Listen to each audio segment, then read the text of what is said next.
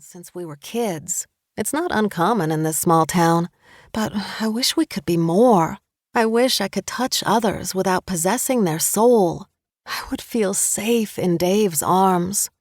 There's been a tension around us lately, like he wants to be close too, but there's a constant buffer, poking fun and egging each other on, neither of us knowing how long it can last, or if and when one of us will succumb.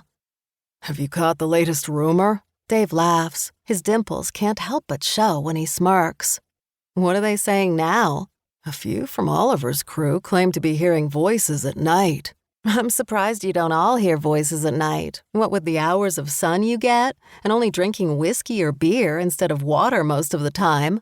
Hey, lay off, would ya? Anywho, I guess these voices have been asking for their papers, saying they shouldn't have docked without them.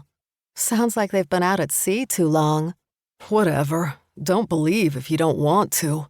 Only then do I recognize the shakiness in his voice. He rubs the back of his neck nervously. These rumors must really be getting to him. Want to swing by the pub on the way home? That brings a smile back to his face. The pub's in the heart of downtown, where the roads are brick, and each store or restaurant has its own unique awning.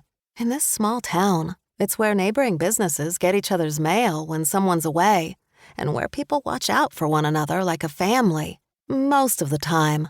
Beside me, his jacket is stretched across his shoulders, and it's so easy, too easy, to remember what he looks like without a shirt on. I take a deep breath and try to steady my nerves as we walk to his truck. Think Molly will be there? He asks. Does a fish swim? I joke. Yeah, it's her shift. Think she might be in the mood to hand out inventory for free, too? I move to swat his arm with the back of my hand, but catch myself before I do. I've never had so much trouble keeping my hands to myself. There's an awkward tension in the air between us again.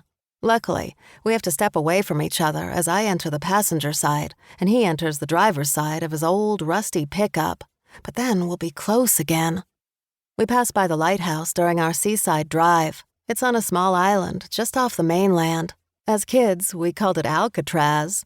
Air escapes my nose as I silently laugh, but Dave's too into finding music on the radio to notice. We used to pretend we were going to swim there and release the prisoners by mapping out the best escape route and guard shift changes. Now the sun is setting behind the structure.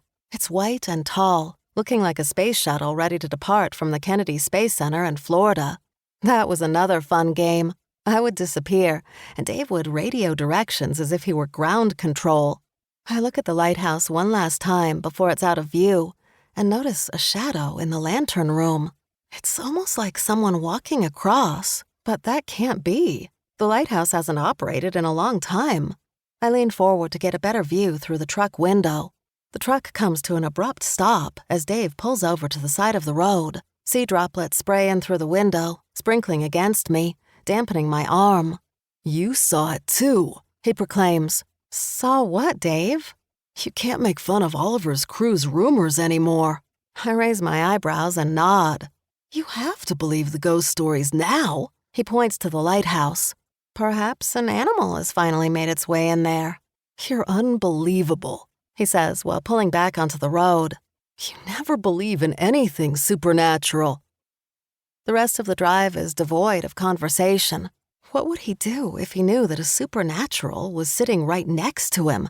While Dave's always read that I have an aversion to touch, I've never flat out told him why, and he's continued to respect my privacy.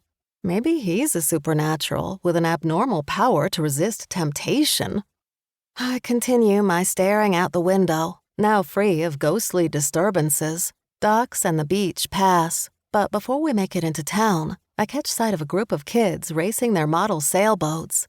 Dave and I exchange a wistful look. So many memories float around this town, like the attic of a grandparent's house. It's easy to feel at home here no matter where you go. And yet, I've never felt that I belonged either. I give Dave a closed-mouth smile before turning away so he can't see the look of isolated pain. We pass by green, striped, and even metal awnings before arriving at Shabby Tabby. There's a long table for large parties as you walk in to the right of the bar. Then 4-person tables litter the somewhat